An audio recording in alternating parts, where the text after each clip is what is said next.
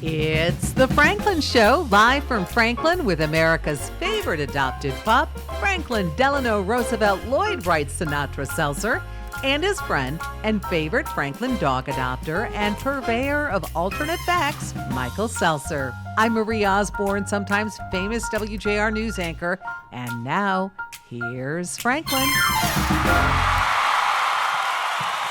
Oh, it's so great to be back in the studio. Thank you to my fabulous band and to you people out there. Oh my God. God bless you all. Look, and the people up there in the cheap seats. Thank you so much for being here on the Franklin Show, live in studio. It is a pleasure to be back and in the studio here with all of my friends, this great audience, the cast of characters, and we have an exceptional show coming up right after these words.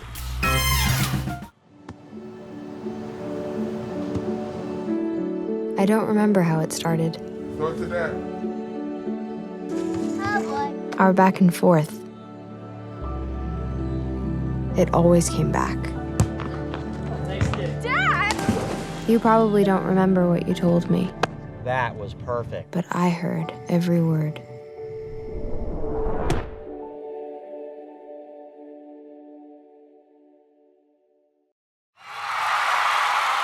And ladies and gentlemen, good afternoon, good evening, good morning, wherever you are in the world. I am so proud and so pleased to be here. And I rarely do serious interviews because my show is satirical and entertaining. But every now and again, you have somebody who you meet who has struck you and has impressed you and has done so many notable things that, you know, it calls for some level of sincerity and appreciation. And I would like to introduce Rabbi Levi Shemtov, who is the founder of Friendship Circle and many, many other things. Rabbi, welcome to the Franklin Show. Thank you. Thank you for having me, and heard so much about you and your show. So thank you. This is an honor. Franklin is here in our midst. He's got a bone right now. He's very happy. He doesn't need to participate in this. He is also very, very appreciative of you and all the fine work that you've done. So let's talk about that, particularly now in this really very unique period that we're in our country and in our world.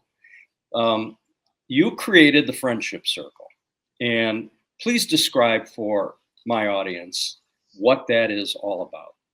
Okay. So the Friendship Circle actually started 31 years ago. You see, 30, a little more than that, 32 years ago or longer than that, there was it's based on a very special relationship between a young man by the name of Danny Sobel, of blessed memory, and a Rabbi Yitzchak Kagan. And they had a very special relationship. Danny had, I never met Danny, but he was described as a very friendly, funny, life of the party type person, very gregarious, but he had, issues that he struggled with. And he found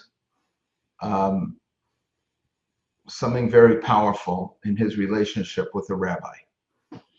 And Danny passed away tragically at the age of 27 in 1993. And his family courageously decided to take the pain of their loss and turn it into something positive that could bring light into this world. And they approached the Chabad Lubavitch movement and said, you're about to build a campus in West Bloomfield. Can you create a small home over there in West Bloomfield on this campus? And there should be a rabbi sitting there in an office, and future Dannys can come and visit him and have that same experience that their son had with the Lubavitch rabbi. My wife and I heard about this opportunity, and we saw it as something much deeper and something much broader. I shouldn't say deeper. What was the nature of the relationship between Danny and the rabbi?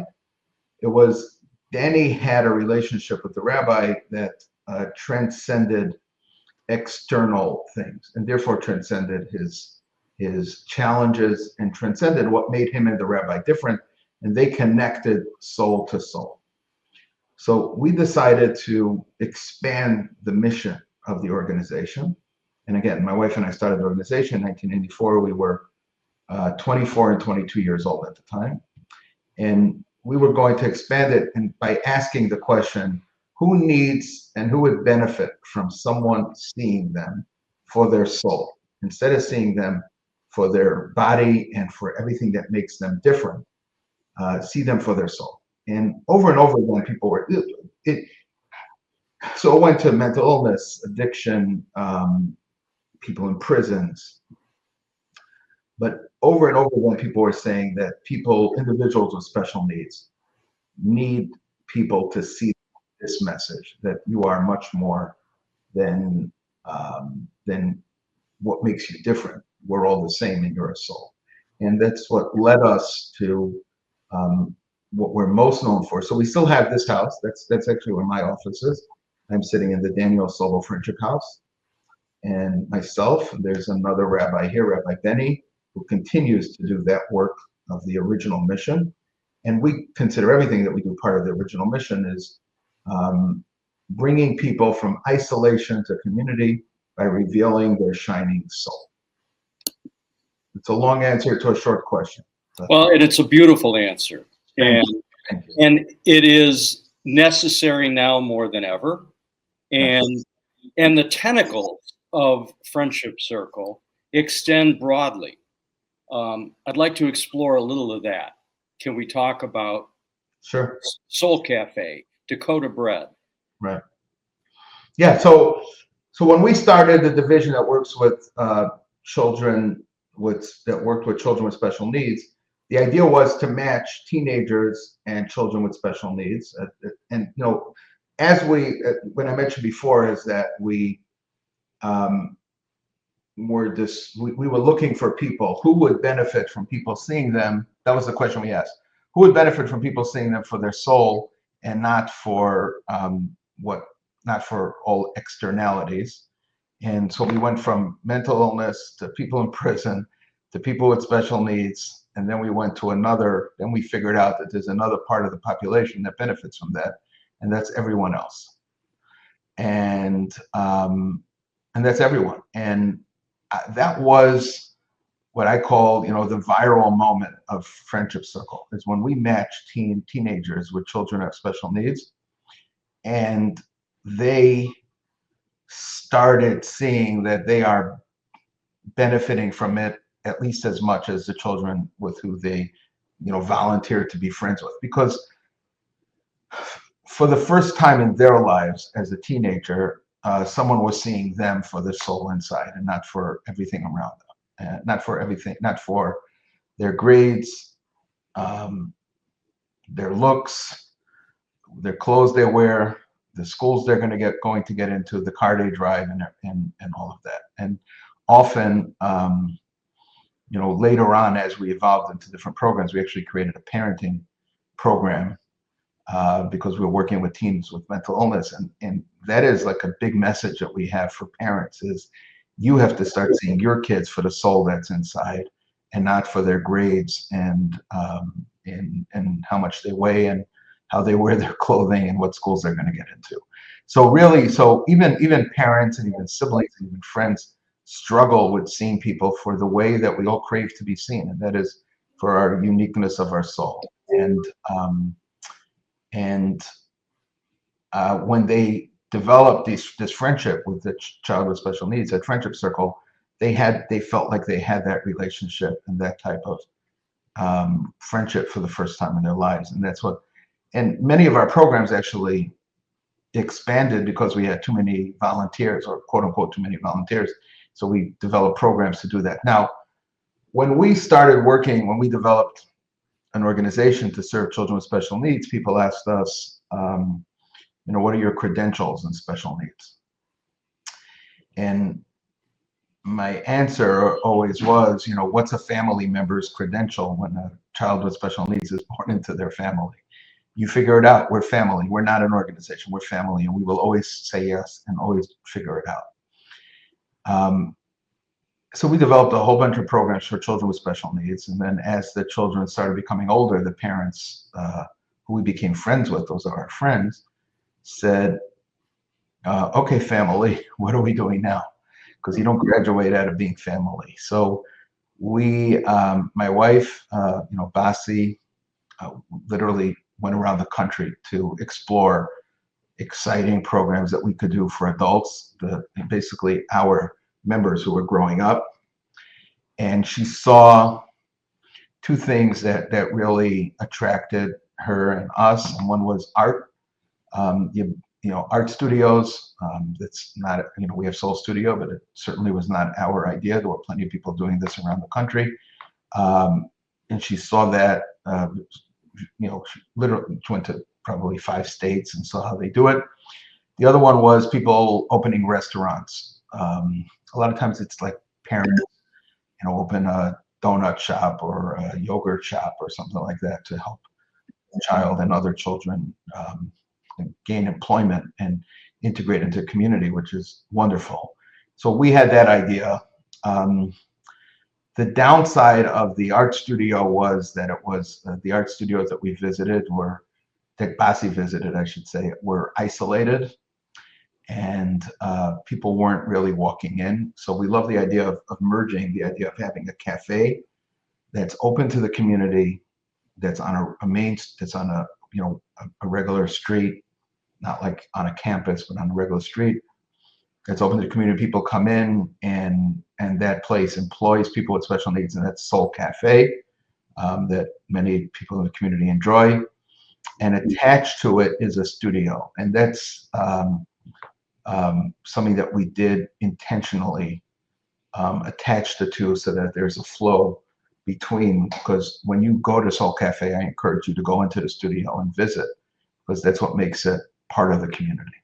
And I have. And you have. So since then, when we opened before we opened the studio, we had borrowed space from a generous person, gave us some space to help us start. And for our cafe, we baked challah at the JCC as like a test to see how we would train individuals with special needs in the kitchen. And it went well. Unfortunately, when we opened the cafe, too many of the people who were great at baking challah were not great at working in the cafe. It's not like we had plenty of people who loved the cafe, were able to benefit from the cafe, but we don't want to leave anyone behind. So we put up on our board that one day we're going to go into the bakery business. And the opportunity came to buy Dakota Bread, which was an icon in the community, and decided to take that opportunity. And it's coming up on 5 years since we bought Dakota. God bless. Well, and I do have to say that I'm very proud to have become involved not only in a number of charities in our area. I deliver challah for Temple Israel. I just finished my route this morning. I work with Kosher Meals on Wheels and Meals on Wheels, and even more pride in the fact that I was able to introduce Rabbi Benzi from Bingham, Chabad of Bingham, sure, to landlord Les Gorbach, who had a vacancy in the village of Franklin. And a beautiful art center. And that is now the Judaic Art Studio, which we grand opened just about a month and a half ago, and teaches Judaic art and creativity and its family and its friendship and its love. And I'm very proud to have been involved in that process, similarly to what you've done. Right. So it's just, and it's interesting that you say you have too many volunteers. I mean, that says so much about our culture. We still need more volunteers, but we want more. We don't. and there's no limit to the number of volunteer opportunities we all have if Right. we have the time. I've been retired for a decade, and so this is what I do, in addition to running this crazy TV show and remaining as a councilman in the village of Franklin and numbers of other things. But I'm very proud of our our Jewish community and the work we do. I work, Yad Ezra, giving away thousands of pounds of food, the Temple Israel food pantry that I'm involved in. The work that you do, Rabbi, is just so, so important. And you and your wonderful wife, Basi, have taken on these legendary business opportunities and made them so successful. And it's just such a wonderful thing the Friendship Circle does. You mentioned Meals on Wheels, so we're blessed to be the vendor partner to National Council of Jewish Women, as you know. That we prepare the Meals on Wheels for the kosher Meals on Wheels. Yes, so, and I'm proud to be able to deliver them when I'm requested to do so. Right. During COVID, that was. Were you delivering during COVID then? Were you? Yes. Yeah. It was. It was an amazing program that the community had. Like you said, we have a beautiful community from all the. We have a beautiful, generous community, and we will be showcasing your website, Friendship Circle, so that people can see and read and involve themselves if they choose to. You just do some really great things. Is there anything new otherwise that we? So our, we have an adult, we have a volunteer club that we started. We had early on, we had a donor, Maury Finkel of blessed memory. His yard site is right around now, the anniversary of his passing. He saw the vision of creating a volunteer club. Now our adult volunteer club, so we have adults like retirees such as you who volunteer, and we have many opportunities. We have many opportunities for adults to volunteer in different capacities. And we created the Stanley and Lenore Dorfman Connect and Contribute Club. And there's we spend a lot of time on, we always spent a lot of time on the contribute and giving people the opportunity to contribute, but now we're spending a lot more time on the connect and giving people, that like-minded people who like to volunteer, opportunities to connect and create a community out of these volunteers. And that's been very successful. So that all different types of social programs available for adults who volunteer to meet other adults who volunteer and spend time in class and in fun activities with them. It's a wonderful thing. I encourage everyone watching and listening, and we have a worldwide audience now, I'm proud to say, to reach out via email, text, phone to our friends at Friendship Circle. Learn more about the great work that Rabbi Levi Shemtov and his wonderful wife Basi and their great foundation do. I think that it's just impressive and it's notable and it's appreciated. And I'm so grateful that you took the time today to come on the show. Thank you for inviting me. Thank you. It's been my pleasure and an honor. I look forward to talking to you personally one-on-one as well. I'll have some lunch at Soul Cafe. I know. All right, folks, we'll be right back after these words, and stay tuned for more riveting entertainment right here on The Franklin Show. Thanks, everybody. You're not going to get it all right. Just make sure you nail the big stuff. Mama!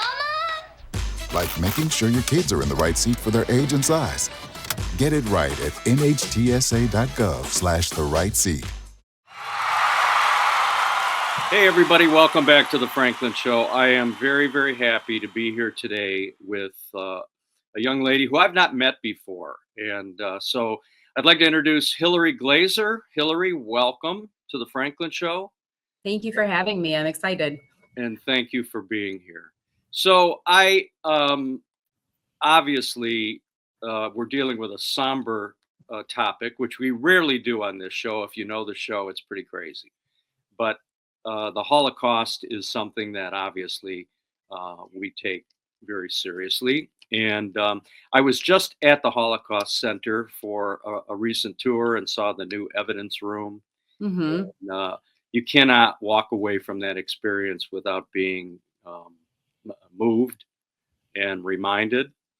And so tell me a little bit about you and what drove you to becoming a speaker on behalf of the Holocaust and your grandparents who are survivors. Sure. So I grew up here in Metro Detroit, and I used to live in Israel. And when I was in university in Israel, I studied counterterrorism with the hope of going to get my master's degree in Holocaust education. At the time, Holocaust education wasn't very digital. It was definitely not digital first, which is how many people learn about the Holocaust. And there's so much misinformation out on the internet that I thought this is going to be a great enhancement to my career. And then I ended up not doing that, and instead just continued telling my grandparents' stories. I work at a local high school. I also own a digital marketing company and a little baking company on the side. But my true love is really talking about my grandparents, talking about the families they came from that didn't survive, talking about their hometowns. I often tell groups at the Holocaust Center that my mom's parents were completely closed off. They did not want to talk about the Holocaust.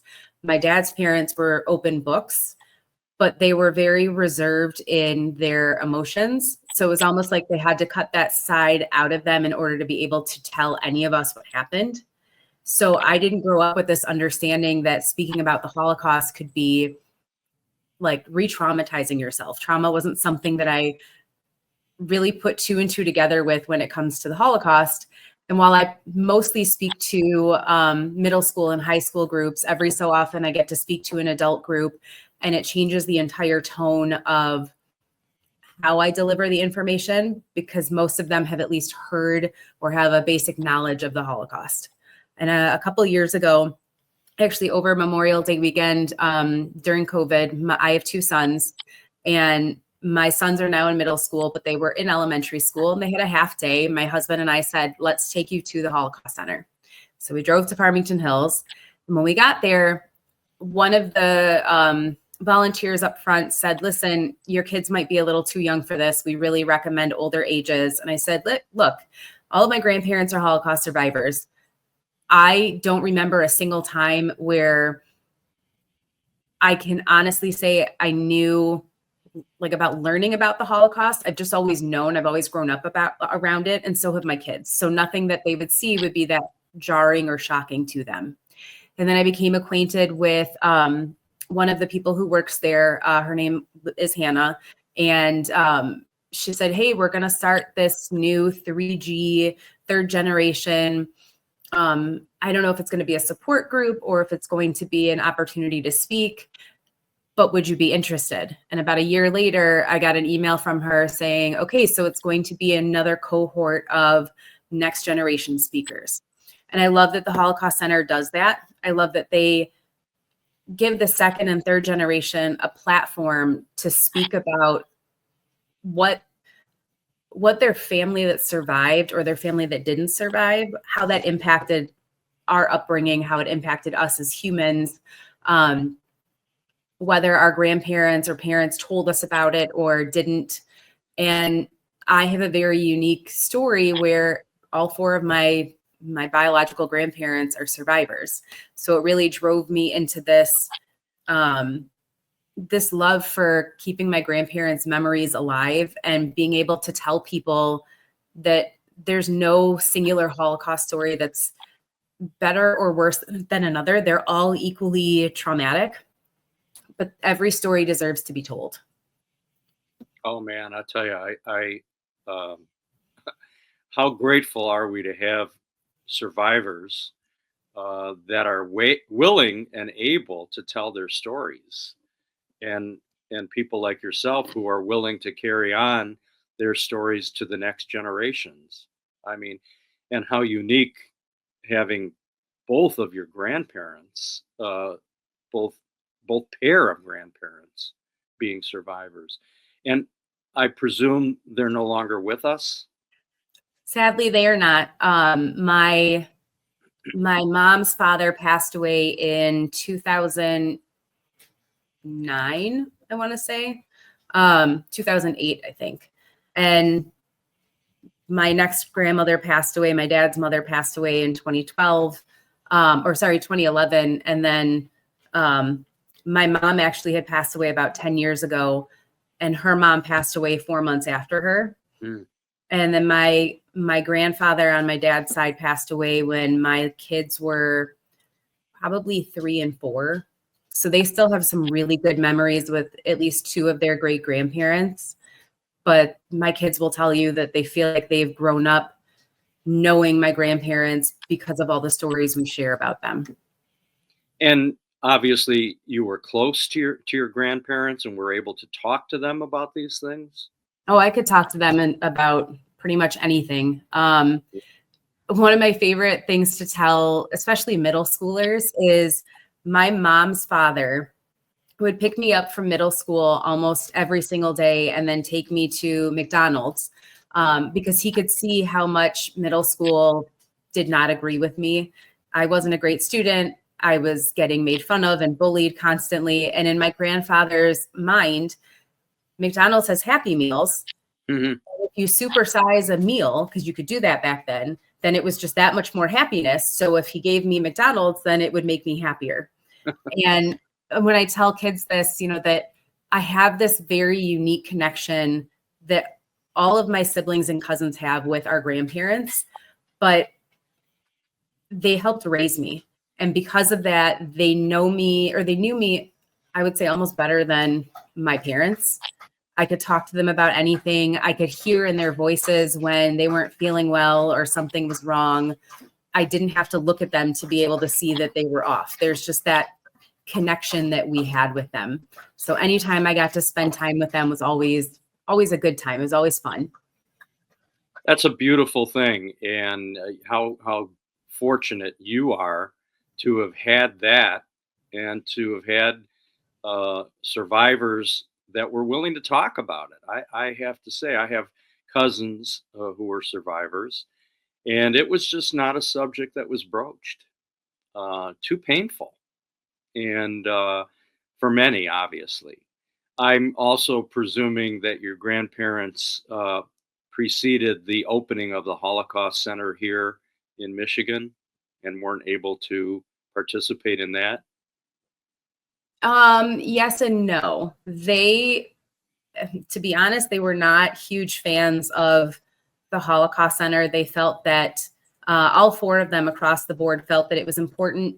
Well, I shouldn't say all 4 of them. 2 of them felt it was important to continue telling the stories so that those who died don't die a second death where we don't remember them. My mom's parents, my mom's mom didn't start speaking about what happened to her in the Holocaust until I was 15. And I was the person that she really talked to about it, mostly because I was annoying and kept bugging her. And I had an assignment for school. It's something that I tell groups actually at the Holocaust Center when talking about my papa, my mom's father. I talk about this huge argument that I got into with my papa and how I came to learn of his story and my grandmother's story. But my grandfather, he would tell me, no one's going to learn anything from our stories. No one's going to learn anything from our experiences. Why do we have to constantly bring it back up? Can't we just move on with our lives? As an adult, I see it now as it was too painful to talk about. Yeah. But, as a teenager, as a preteen, I ask a lot of questions. I have ADHD, so I love knowing answers to things. Yeah. And there would come a time where my papa would get so annoyed with me asking questions that he would just look at me and say, why do you have so many questions? How is this humanly possible? Read books. Let me take you to the library. I don't want to share my story with you. Wow. So in some way, I think they'd all be very proud that their stories are being shared and that there are still lessons to be learned from what happened to them. Yeah. And in some ways, I feel like maybe my mom's dad is begrudgingly happy about it. I don't know that he would love it entirely, but I like the fact that I get to tell his story because it was just so unique. Well, and look, these are stories that have got to be shared. Forget about the Holocaust deniers. Obviously, that's a lost cause. But the reality is there have been so many documentaries, movies, books, stories, Schindler's List, etc. And you just can't you can't forget that this was an atrocity that affected 6 million Jews. And there are, roots of that right now in America. And so it's really important when you see the kind of unrest we've seen in recent years since October 7th on college campuses, to make sure that we keep these stories alive. We have a very good friend, Monty Must, who I talk about on this show often when it comes up, who has created 3 incredible books called Living Witnesses and went around the world interviewing survivors before we lost them. And I don't know if your grandparents were involved in that project. I presume not, since you're not responding to that. But they were not. They but those books. Monty, I'm sure. I do. My grandparents kept their stories very close to their chests unless you were family. Yeah. So they didn't love sharing those stories out loud, with the exception of my mom's mom. Once she started telling her story, she did not stop. Oh, yeah. Sorry, my dog is barking. That's okay. It's the Franklin show. Franklin is right here at my feet. So, we're big fans of people who love puppies. I have 3 of them, and one of them loves to torment another one. So never a dull moment. So I am so grateful for you and for the work that you're doing. But let's move on to a less somber note. You indicate you have other businesses. You have a bakery. You have a design company. Let's talk about Hillary and the other facets of your personality and your entrepreneurship. Sure. I have an in-home bakery called Trixie's Treats, and named after the dog who was just barking. I initially started baking actually my grandmother's baked goods because I missed them and I was having a lot of anxiety. Then I also very quickly realized that I don't love eating baked goods that often. I can only eat so many pieces of babka in one sitting. And a friend of mine recommended that I just start selling them. So I did. And because I also own a digital marketing company, I know how to market myself, where during times where I am too busy to do any baking, I know when to take my foot off the gas pedal. And other times where I know I have more time on my hands, then I know how to amp up the conversations more, how to get more active on social. So both of those feed into the creative side that I love so much. Well, I can tell just by looking at you, you're creative because you're wearing cool glasses just like me. And I'm also a former marketing guy too. So anyway, and Trixie's Bakery, how does one acquire your product? It's almost specific to Metro Detroit, although I have had a few people order and pay for shipping of any of our items. But if they go to Trixie's Treats with a Z on the end instead of an S .com, that is the best way to take a look at what we have. We've got some items that are specific to being Polish Jewish, but with roots in Russia, because at one time Poland was taken over by the Russians, and my grandmother on my dad's side grew up with a very heavy Russian influence, having been born just after the Poles took their country back. Wow. So I love being able to sell things that aren't what we would consider traditional Jewish baked goods, Yeah. Things like piroshkis or pirshkis, we call them, or pretzel, which is like a little onion board. I know somewhere my grandmother is felling over it and loving that I'm keeping her recipes. As alive as my Hungarian grandma, who grew up making kolaches and all these incredible baked goods from Hungary. Well, I can tell you that my crack editor, James Drum, will have your website up, and people will be able to peruse your products. And I'm so grateful to you for the work that you're doing. And I know a lot of people will be very pleased to meet you and hear about this. And so, Hillary Glaser, I am thankful to you for taking your time to be with us, and Trixie being right there at your side. Franklin is here at my side.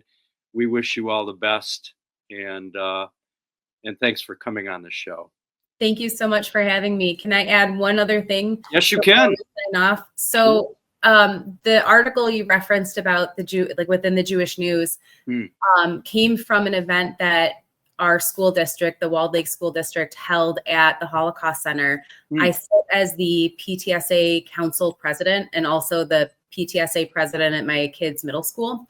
And I felt like it was really important, especially after October 7th, to keep these stories on everybody's, the top of mind for everyone. So our PTSA Council put together this event at the Holocaust Center where people who have never been there finally got a chance to go. They get to have a little nosh to eat, and then they got to listen to me tell my dad's father story for the first time. And as somebody who also works within that school district, it was one of the coolest things I've ever been part of. And I was so grateful to the staff at the Holocaust Center for not just agreeing to let us do this, but to really helping me put it all together and making it a really successful event.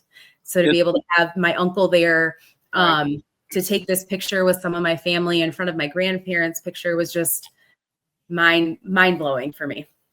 It's a wonderful thing that you're doing, and it's necessary, all over the country, all over the world, particularly in light of what has happened since October 7th. So I thank you so much on behalf of an entire community and people all over the country, all over the world, who will see this interview on the Franklin. Thank you so much for having me. This has been the best part of my day today. Oh, wonderful. That's what we do here. We try to make people happy, and we're happy to make people happily. All right, everybody, stay tuned for more on The Franklin Show. We'll be right back. Thank you, Hillary. Thank you so much. Thank you, all of you out in that audience. I love you all. God bless.